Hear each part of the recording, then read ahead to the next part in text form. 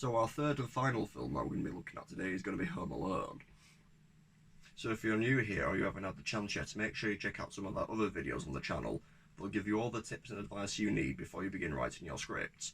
You make sure you also hit that like and subscribe button and hit the notification button for when we post our next video. You can also keep up to date with us on the social media by following @GreenwichFilms. And you can also check out our website greenwichfilms.com to see any projects that we have. And whilst you're there, you can also check out our script services. We offer out feedback to new writers on scripts that they've written. Get in touch with us and we're happy to give your script to read.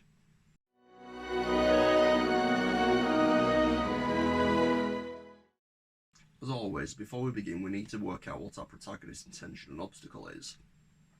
Now, your intention and obstacle don't need to be introduced at the start of the film, they can be introduced midway through the film, and your obstacle needs to pertain to one of either your second act goal resolution or your overarching goal resolution. In this case, the obstacle stopping Kevin from what he wants to achieve is that he thinks he's made his family disappear in a Christmas wish, which relates back to the intention of Kevin wanting to spend Christmas with his family. Originally, Kevin says that he wants his family to disappear this Christmas, but after a change of heart midway through the film, he says that he wants them back and he wants to spend Christmas with them, but the obstacle stopping him from being able to achieve this is that he thinks he sent his family away. So once again, we have the intention and obstacle, now we need the stakes. Externally, Kevin's family is what's at stake, as their presence in the household is something physical that can be achieved and needs to be gained or lost. Internally, there's two strands here. There's Kevin's connection to his family and also his maturity. Initially, Kevin's connection to his family, as he feels like he's an outcast and it's what emotionally drives him, but then he also needs to emotionally change himself, which means he needs to mature as a person in the absence of his family this Christmas. And philosophically, unlike most Christmas films which revolve around Christmas spirit, this one revolves around family over living alone. So once we've got the intention and obstacle and the stakes, we now need to work out what the key beats are. So we start with the McAllisters getting ready for their holiday. There's a fake police officer casing the place out, and we see Kevin getting bullied by his family members, introducing the internal stakes. Kevin's dad mentions family members nearly slipping on Kevin's toys on the floor. You can pick up those micro machines that are all over in there. Aunt Leslie stepped on one and almost broke her neck. Check out our index card sheet to see why this is an important mention. The inciting incident comes when Kevin says that he doesn't want a family and he wishes for them to disappear.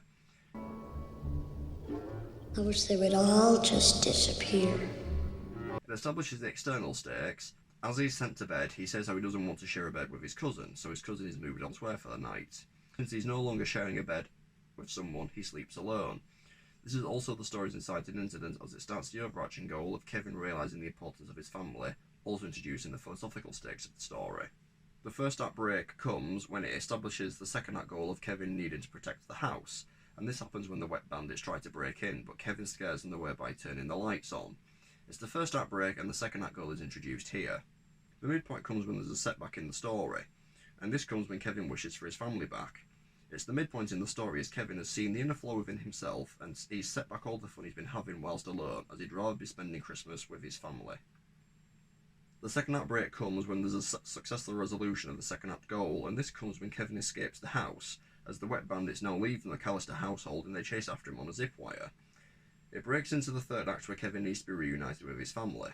The climax comes when Kevin sees his elderly neighbour reunited with his family, as it marks a philosophical success regarding the importance of family and that living alone in fear is bad for you. Check out our description below to find the link so you can download your exclusive Greenwich Films index card sheet to see how this film was plotted out.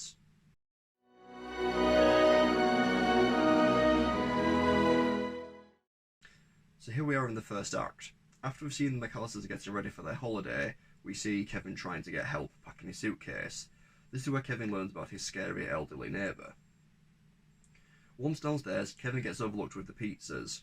After more teasing, he snaps and gets blamed for making a mess in the kitchen. Whilst clearing up the mess, his passport gets thrown in the bin.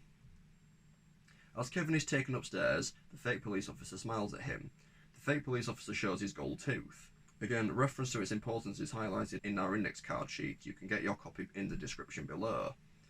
Kevin needs to recognise this particular character for later on in the story. This has now led us up to our incited incident where Kevin says he doesn't want to have a family and wishes for them to disappear. Now during the night there's a storm which causes a power cut, meaning the family sleep in. In the morning the family are rushing for their flight. A neighbour's kid gets mistaken for Kevin in the family count, And just as they're leaving, a maintenance guy mentions that the phone lines are going to be down due to the storm. Kevin wakes up later on and takes a tour of the empty house. He thinks he's made his family disappear. It's a threat to the external and philosophical stakes, as Kevin is separated from his family and happy about it. On the plane, the family are enjoying their first-class flight. Back in Chicago, Kevin is enjoying having the run of the house. He finds firecrackers, uses Buzz's rifle, and watches an R-rated film. Back on the plane, Kevin's mum realises they've forgotten Kevin. Kevin! It's an internal threat, as it was easy for the family to overlook Kevin's absence. That night, the fake police officer Harry is scouting out the neighbourhood with his robbing partner, Marv. They mention how the McAllister's house is the one that they want most on the block that they're casing. This then leads up to the first act break when the wet bandits try to break in, but Kevin scares them away, and establishes the second act goal of Kevin protecting the house.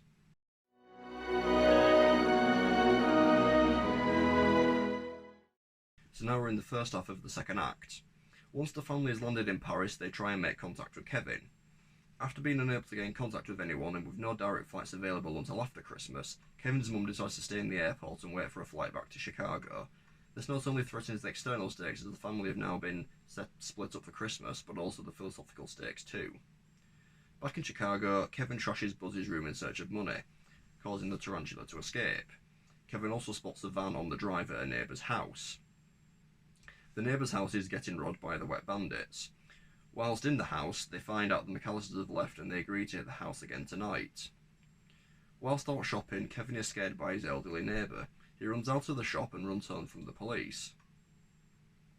As they're pulling out of the driveway, the wet bandits nearly hit Kevin. Kevin recognises the shiny tooth, relating back to its importance at the beginning.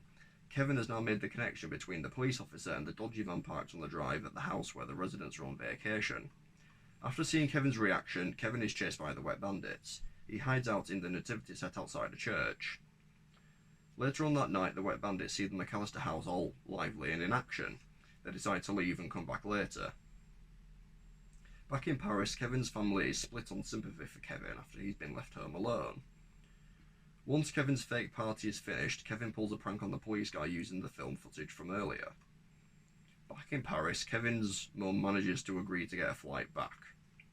That night, Kevin wishes for his family back. It's the midpoint of the story, as Kevin has seen the inner flow within himself and has set back all the fun he's been having alone, as he'd rather be spending time with his family this Christmas.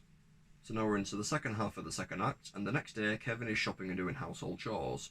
Kevin is also no longer scared by the heater in the basement. Once again, the wet bandits case out the house. Kevin scares them away using the firecrackers.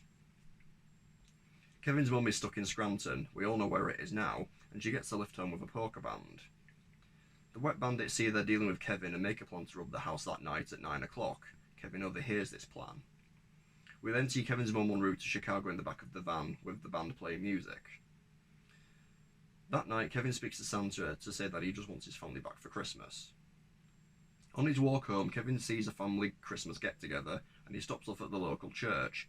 He sees his neighbour in the church. Kevin has an importance of family talk with his elderly neighbour and learns the truth behind his neighbour's reclusiveness.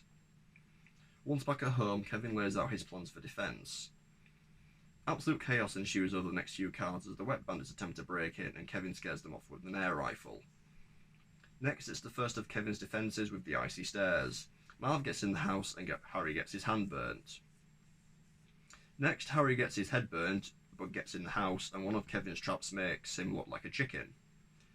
At the base of the stairs, Kevin tricks him into slipping on the toys. They also get hit by paint cans on the stairs. Kevin calls the police to a neighbour's address. In his attempts to go to a neighbour's house, Marv grabs Kevin's ankle to stop him from escaping. Kevin places Buzz Tarantula on Marv's face. Kevin escapes the house and the wet bandits chase after him on a zip wire. It's successful into the second act goal as he's successfully been able to defend the house, but it breaks into a third act where Kevin needs to be reunited with his family.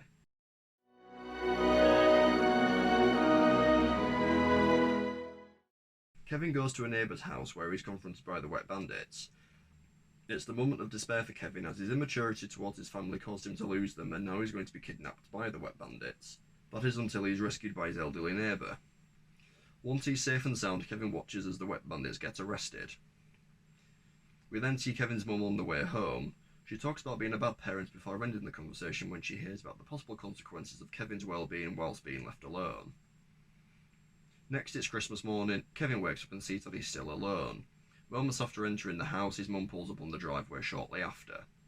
Kevin and his mum are then reunited, but then after Kevin and his mum are reunited, the rest of Kevin's family arrive home. It marks a successful external and internal journey for Kevin, as he's got his family back, and they're a lot nicer to him when they realise he looked after the house whilst they were away. And then finally, we see Kevin's elderly neighbour reunited with his family. It marks a philosophical success regarding the importance of family, and that living alone in fear is bad for you, and I'm not crying, you are. Merry Christmas, you filthy animals.